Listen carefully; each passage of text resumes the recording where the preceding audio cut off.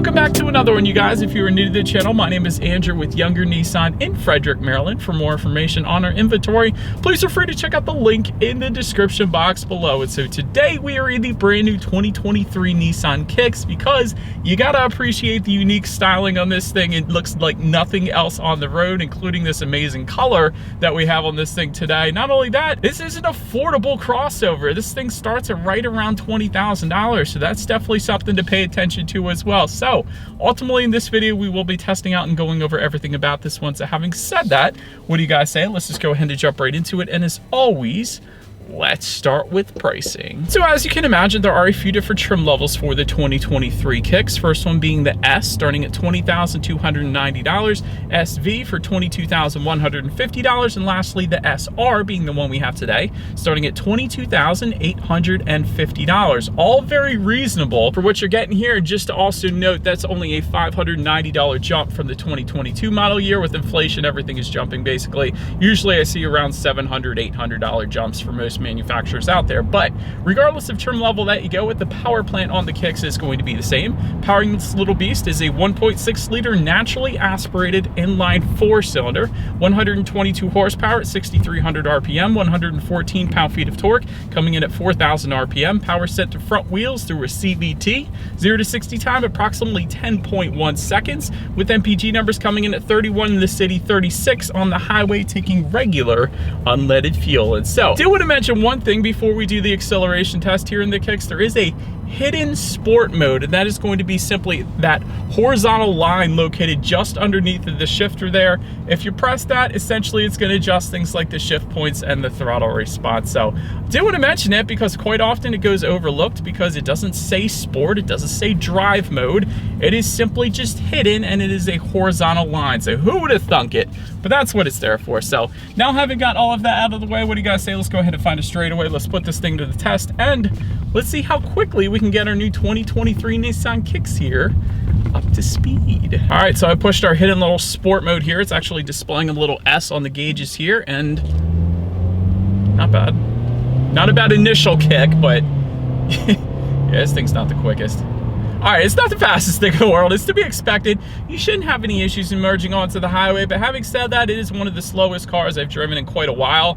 But the sport mode is there, so if you're going to be merging onto the highway, it's a quick, simple push of a button, and you got a little bit of extra power there, so I do like that, but again, not the quickest thing. But anyways, to go along with that acceleration, as always, braking is equally important. So 4-wheel disc brakes will come standard, but here's the best part. 60 to 0 stopping distance comes in at an insanely impressive 119 feet. So braking feel is wonderful. I'll just say that. Leans towards the firmer side of things. It's honestly just right. It's definitely not a soft or squishy braking feel, which I definitely appreciate. So instantly brings you to a stop here in the Kick. So I'm a big fan of that. Then touching on suspension and handling, up front you're going to get an independent strut type front suspension. In the back, torsion beam rear axle, front stabilizer bar as well. As far as ride quality goes, in my short little test drive here today at least, it's been perfectly fine. Honestly, the roads aren't too punishing at the very moment, but it's been perfectly fine. The steering feel is definitely weighted on the heavier side of things, and that's something Nissan and Honda and Mazda typically do, but definitely on the firmer side of things for the steering feel, which I personally appreciate. Again, it's not as loose as Hyundai and Toyota typically have it, so big fan of that as well. As far as cabin noise goes, you can hear a good bit of the engine when you first hit the gas, but other than that, as far as road noise and wind noise, it's pretty subdued for what this vehicle is, quite honestly. So again, haven't had any issues there either. In touching on visibility, I can see perfectly fine out the back, so 100% not going to have any issues there. There's headrest in the second row. They do take up a little bit of room, but with a vehicle of this size, you really should not have any issues with visibility whatsoever. So anyways, that about rounds up the performance segment of this review, you guys. Let's now go ahead and take a look at the exterior of our brand new 2023 Nissan Kicks. All right, so here she is, you guys, the new 2023 Nissan Kicks, finished in blue. I love this exterior color. It definitely looks very good on the Kicks and makes it stand out even more so, other than just the unique styling, because it's got the black roof to go along with it. So Definitely a nice color combination, and that is not always going to be the case. You can get the Kicks in either a body colored roof, or you can get it with a gloss black roof to match the gloss black A-pillar and the floating roof line towards the back. So did want to mention that to go ahead and get started, but also wanted to mention, as I am always going to do from here on out, if you take a look at the VIN, starting character is going to be a 3, meaning this thing is made in Mexico. So let's go ahead and start up front on this one here. V-motion front grille in typical Nissan fashion is going to be finished in chrome if you were to go with the S or SV trims, and then finished in a dark chrome if you were to go with the SR that we have with us here today. To the sides, halogen headlights are going to come standard on the S and SV trim levels. Automatic feature, of course, coming with that, meaning when it starts to get dark at night, the headlights are going to turn on automatically for you there.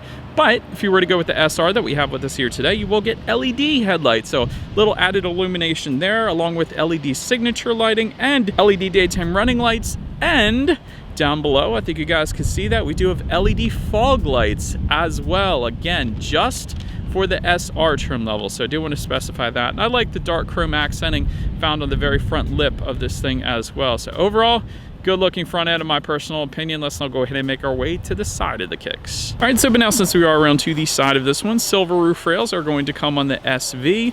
Black roof rails, however, are going to come on the SR to go with our black roof, of course. Silver exterior door trim on the SR as well. You guys can see that kind of towards the bottom portion of the doors there, of course. Floating roof line towards the back, meaning that C-pillar is going to separate the roof from the rest of the body. Body colored door handles coming with the SV and SR then. Taking a look at the side mirrors, it will be body colored for the SV and then gloss black for the SR. However, they will be heated for both the SV and SR, but you will get LED integrated turn signals if you were to go with that SR that we have with us here today. But then take a look down at the wheel setup. 16-inch steel wheels with covers coming with the S, 17-inch aluminum alloys then coming with the SV and SR trims. And I do like the gloss black finish because it does go good with the roof that we have on this one. But anyways, that pretty much rounds out the side profile. Let's now go ahead and make our way to the back. All right, so but now since we are around to the back of this one, gloss black shark fin antenna all the way to the top. Just below that, rear spoiler, definitely looks good. Rear window wiper asphyxiated to the rear glass there.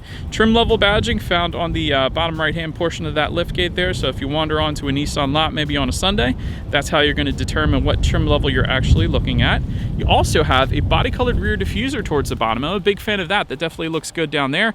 And there is a single exhaust outlet tucked away beneath the passenger side in the back here. So having said that, I do believe you guys know what we have to do next. As always, here is that exhaust clip.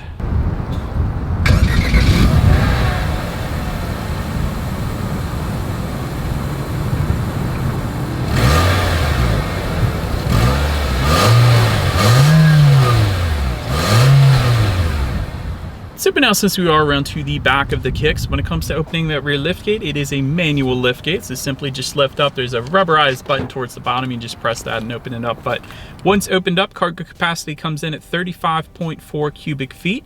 If that was not enough space, there's a 60-40 split, meaning the rear seats do fold down for quite a bit of extra space then if you needed it. There are some cargo tie-down hooks back there. There is a cargo cover that's going to be optional. That one doesn't come standard, but it's available for you. Cargo lighting does come standard back there. There are actually a couple grocery bag hooks on both sides. I definitely like seeing those back there. And then if you were to lift up underneath of that cargo floor, you are going to find a spare tire then as well. So then making our way to the rear legroom, that is going to come in at 33.5 inches. So for reference, I'm an even 6 feet tall. This is how much space I have back there.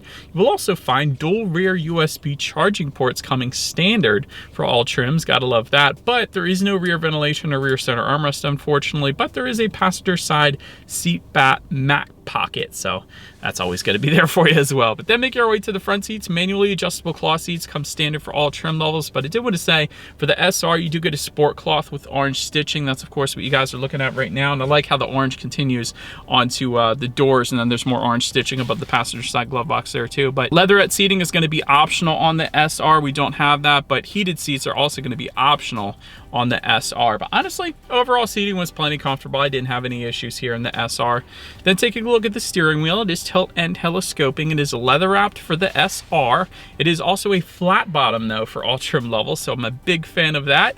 And there is a heated steering wheel available for the SR. It does not come standard again though. But then making our way to the startup, let me start by showing you guys the brand new key for 2023. You got your Nissan logo all the way to the top, lock, unlock, and then that circular button is actually going to be a remote start, which is going to come on the SV and SR trim level. So you have the ability then to start this one up on cold days here in Western Maryland, maybe when it's snowing out, and it'll warm up for you before you actually get inside. So that is a pretty cool feature there, but it is all keyless entry with a push button start, actually for all trim levels across the board. So you don't always get that at this price point today. But so all I'm going to do here is simply put my foot on the brake and press that circular engine start button located just to the left of the shifter. And so once started up, gauges are going to be kind of a half digital, half analog style. Speedometer is on your right, that's going to be the analog setup, and then the digital portion is going to be on your left. That's going to be customizable, giving you things like your tachometer, of course, how many miles you have left until you hit empty. There's your trip information, there's the time of the day, there's outside temperature, so pretty much everything you could possibly want on the digital portion of the gauges there. Then making our way to overall interior quality. If you wanted automatic climate control, go with the SV or SR trims, meaning you just set a temperature, it's going to automatically reach that for you. There is an available frameless rear view mirror with HomeLink controls. It goes for $110 if you wanted to go that route. Just in front of the shifter, you have a bit of rubberized storage along with a USB charging port, phone charging port, 12-volt power outlet, electromechanical parking brake. Just behind the shifter, you have dual cup holders, and within a center armrest, probably the least amount of storage I have ever seen in a vehicle. So not a whole lot of storage going on there, but I will say I like the gloss black finish surrounding the shifter. You don't always get that. A lot of times at this price point, this will be like a gray plastic, so I like that. Also like that they finished the door handles in chrome. Sometimes that's plastic at this price point as well. Orange contrast stitching, like I said, just above the passenger side glove box. Big fan of that. So honestly, it's a decent job for the price point. So even the top trim level, it's only $22,000 and something. So that's not that bad for what you're getting right here. I'll just put it that way. But now let's go ahead and take a look at the infotainment screen. It's a 7-inch color touchscreen display for the S, but then for the SV and SR, you're going to get an 8-inch color touchscreen display, Bluetooth and audio streaming coming standard, Android Auto, Apple CarPlay as well. So you have a smartphone with data, just hook it up to the car. You got free navigation up there.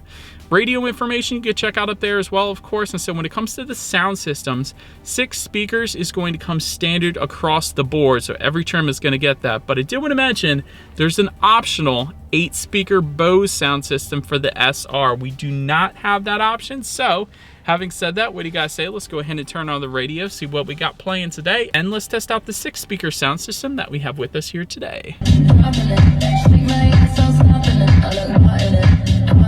All right, ton of bass. I don't know why that always surprised me. It doesn't matter which Nissan sound system that you go with, even if it's not one of the Bose sound systems that they have available, you still get a ton of bass because that's just the way Nissan and Infiniti, for that matter, does it. They give you a ton of bass no matter what. So honestly, that's not a bad 6-speaker sound system for the Kicks, so I actually don't really mind that. Again, the bass was on point, but last thing I want to mention to you guys on the infotainment screen is when you do put this thing in reverse, you will find a rear view camera coming standard across the board with a 360-degree monitor available that we are looking at right now on the right-hand side of the screen, letting you know what is completely all around you, which is always is going to lead us into safety. And so, front side curtain airbags do come standard, driver and passenger knee airbags as well. In the back, you're going to have latch, aka lower anchors and tethers for children for the rear car seats, rear child door locks, tire pressure monitoring system, but also coming standard, forward collision warning, autonomous emergency braking with pedestrian detection, lane departure warning, reverse automatic braking, a blind spot monitoring system with rear cross traffic alert, high beam assist, and a rear sonar system then as well. And so overall, when it comes to my final thoughts, excellent starting price point, especially for the way things are right now in the economy. So I'm a big fan of that. Unique styling, definitely love the styling of this thing. Like I said, it's different from other vehicles on the road. Lots of advanced safety as well. That was a lot I just read off when it comes to standard safety on all trim levels. So like the blind spot monitoring system, for example, you usually don't get that standard on bottom trim levels of other vehicles at this price point. So that's a good example. Or the high beam assist, automatic high beams. That's another one. And so, but that is about it for this one, you guys. Thank you so much for watching. Feel free to follow Younger Cars at social media at the bottom of the screen there. Be sure to hit the subscribe and the bell notification button if you're into new car reviews and everything else that goes on at the dealership. We do appreciate you guys watching more than you know, but we will see you guys all in the next video. Bye.